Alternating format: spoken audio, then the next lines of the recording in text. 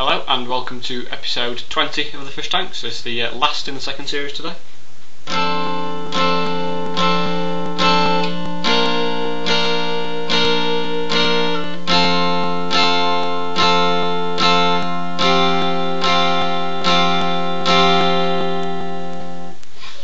we go, that was The Scientist by Coldplay. And I'll do a bit of a sad song on the introduction as it's the last in the series today.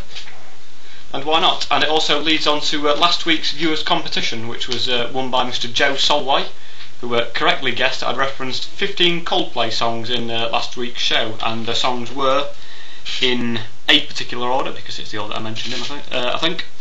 They were A Message, Fix You, Don't Panic, Troubled Talk, Low, Square One, Yellow, Sparks, High Speed, Hardest Part, Clocks, Daylight, What If, and Warning Sign. So well done to Joe Solway, you win last week's notes signed. So there you go. Right, well, it's on to Apology of the Week, and this week I'd like to apologise to Miss Heather Mills. After in last week's show I made a bit of an unfair joke about her saying that she was going to be kicking herself. It's a bit harsh with one leg, so sorry about that. At least I didn't call her a gold digger though, which a lot of people have done. I'd never call her a gold digger.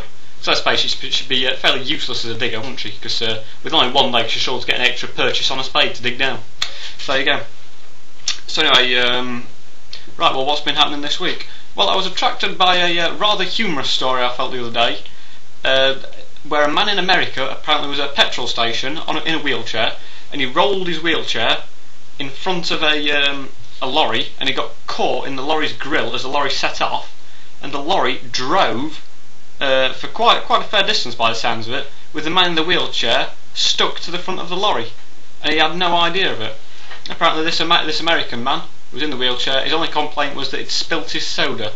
So typical American, he only complains about spilling some food and drink. There you go, not that I'm sort of being anti-America or anything.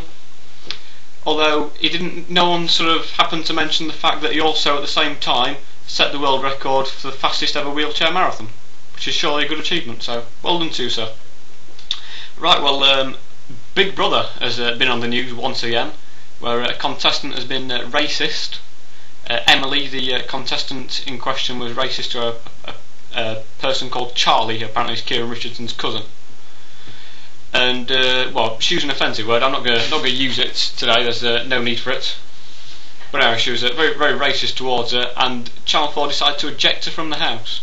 So they obviously thought, well, why, when we've got someone who has used racist, offensive words, why should we lock her up in a house where only 12 people can suffer the offence, when we can just release her back into the UK where she can be offensive towards everyone? So I'm not sure what the Big Brother producers are thinking there. Well, she also said in an interview, this person Emily, that she was good friends with Charlie, but in an episode a few days ago, I'm sure I saw her complaining to Charlie after Charlie started talking about John Terry and Frank Lampard. Emily said to her, "You're just name dropping now," by just mentioning a famous person's name in there, which is strong words. I absolutely detest name dropping to all levels, and by the way, so does Terry Wogan. It's a little known fact, he does. Right, well, what else has been happening? Paris Hilton has been released from jail and then put back in jail. And I was going to say, what does Paris Hilton and Gareth Gates have in common? They both struggled to finish a sentence.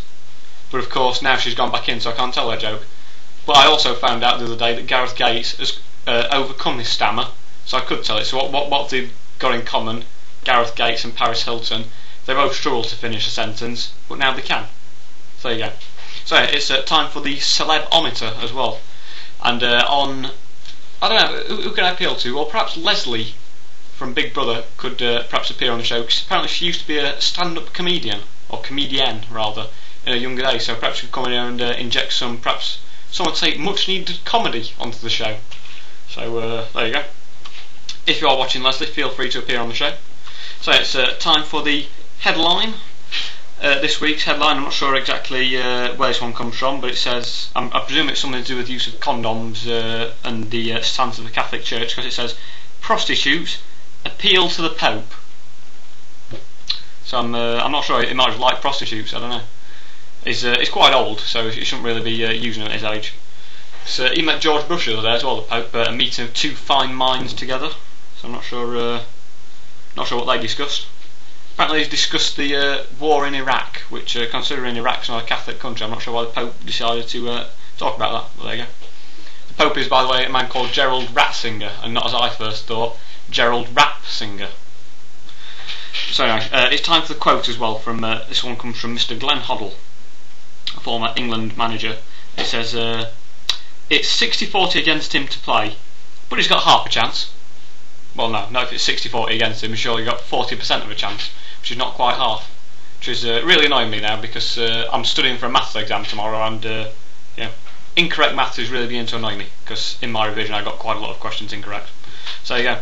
So that's it for today's show, and indeed today's series. Well, not today's series, but the current series. So it's the end of series 2.